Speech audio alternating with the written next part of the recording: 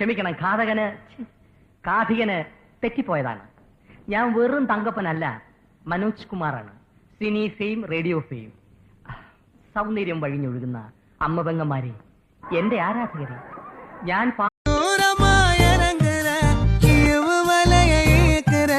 எம்மாடி எம்மாடி உன்னால நான் துடிக்கிறேன்.